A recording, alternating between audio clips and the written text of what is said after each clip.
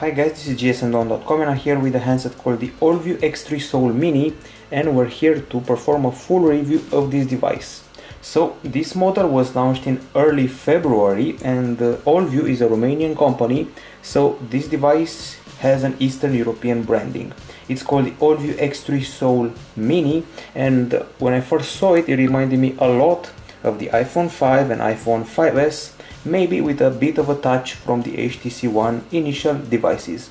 As you can see, it has very narrow bezels, and this model is priced at $208, so quite affordable. As far as the design goes, we're dealing with a metal unibody approach.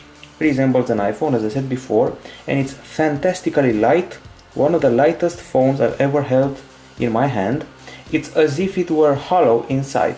Anyway, it measures 7.2 millimeters in thickness and weighs 129 grams, and these make it a bit thicker and heavier than the Samsung Galaxy A5 that measures 6.7 millimeters in thickness and weighs 123 grams.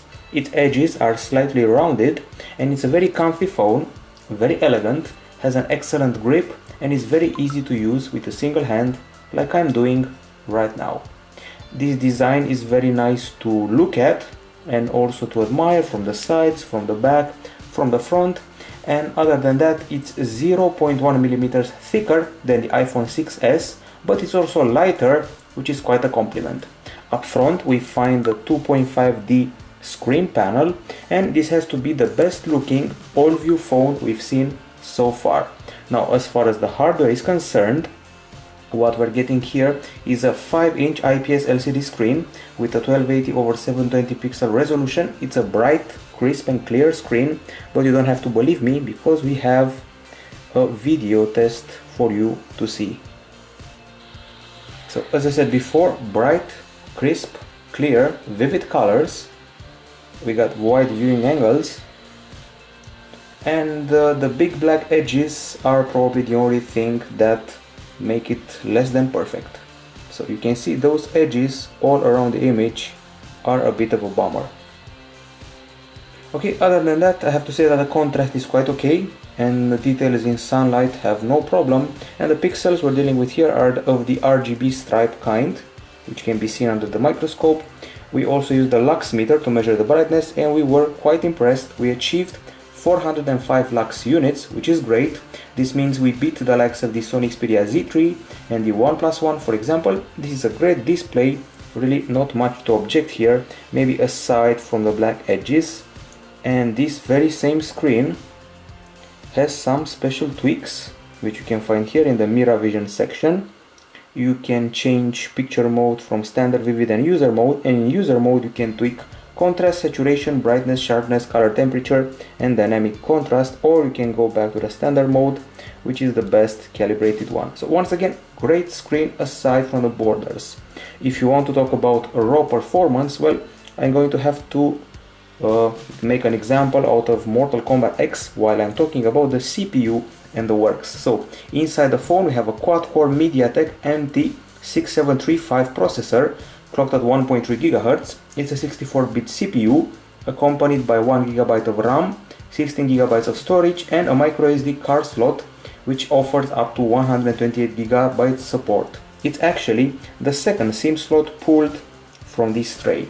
The phone has no lag, has a very fluid user interface, and games such as Riptide GP2 and Mortal Kombat X work without a problem, although Mortal Kombat X takes a bit to load, but after the initial loading it works just fine. Speaking of games, after playing the game Riptide GP2 for 15 minutes, we achieved a temperature of 34.6 degrees Celsius, so there is no overheating here. Okay, so here we go, we get some gameplay here. The game looks okay, as I said before, there is no lag, no problem. You can run even newer games like Asphalt 8, FIFA titles, Mortal Kombat X and whatever else you fancy, although that 1 GB of RAM may not be enough if there's a new Asphalt game over the next year or so. And as I said before, the interface is pretty fluid and there is no lag, even though I have Mortal Kombat X open in the background, and no overheating, which is always good news for a metallic phone.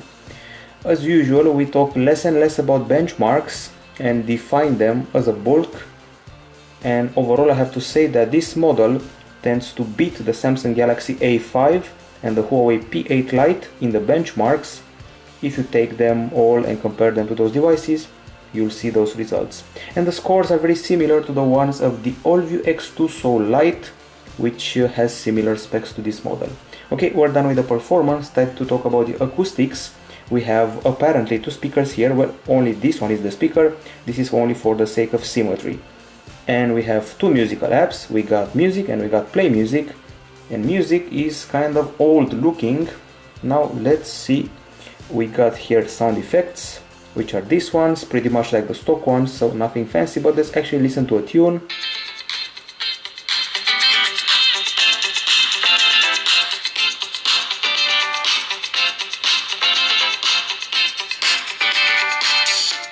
Okay, so I have to say that the volume doesn't feel very high, and I'd say it's a mid-level volume with an okay bass, okay clarity, and the good high notes can be heard. And we also tested the experience with a decibel meter, and let's see what came out of that. Here we go. In the download section we reached a pretty disappointing 78.6 decibels, which made sound unimpressive because it's less than 80, but when we use the game Riptide GP2 and the decibel meter, surprise, 88 decibels. So when you're listening to music, only 78. When you're watching videos or playing games, it can go very high, so volume is a mixed bag. And it's not a single setting here, we have more. We have those special sound enhancements like BES audio enhance for earphones, for the speaker, loudness enhancing, surround, and then we got the lossless Bluetooth mode. So overall a mixed bag. For games you should be happy with the volume, for music not very happy. We also have FM radio available here as an app, but no headphones were bundled with the Allview X3 Soul Mini. Now as far as the camera is concerned, this is a 5 megapixel selfie shooter, and the main camera is a 13 megapixel unit with an LED flash, and from what I know, it's the same sensor as the one of the Samsung Galaxy S4, if my research is correct. And the camera user interface, well, if you've seen an Allview phone before, you've seen them all, they all have pretty much the same interface. What bothered me is the fact that it takes a long while to focus and to take pictures, and the folks of Allview have been promoting the picture-in-picture a lot. So basically you can get your face in this area here and integrate it within the main shot. That's one of the core features of the phone. Then we got these effects to play with, and then the usual capture modes. We also have a multi-angle shot, we have a panorama. Here at the top we also have slow motion video capture, there's HDR, and the usual suspects, the usual settings. Not very many capture modes. We won't insist on that, and as usual, you have a pretty reasonable gallery. I'd say 75 pictures. One thing they all have in common is the fact that the images are a bit bluish and the colors are totally oversaturated. Here you can see the HDR exaggerates with the white and oversaturated colors, bluish hue. It was a very rainy day when I took those shots, so those circumstances may save the camera a bit. Very vivid colors, that's the picture-in-picture shot. We have a good panorama, some blurry attempts at shooting footage in the park. We also took some crisp selfies, and this is a pretty decent close-up. Of course, you'll be able to see much more of these shots in the full text review. And as I said before, we took one or two good selfies, so I'm happy with the selfie camera, maybe even more than I am with the back camera. Close-ups look okay, and there are some focusing problems. It takes time to focus properly. Other than that, we also shot video. Don't expect very much video here because it's 3GPP, my least favorite format for shooting video. At least the bitrate is decent at 17 mega per second. And this is one of the clips.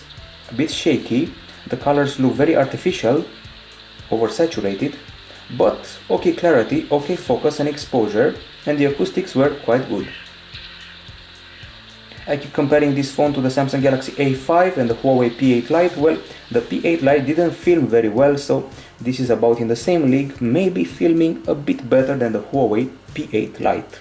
Now we're done with the camera, time to talk about the browser.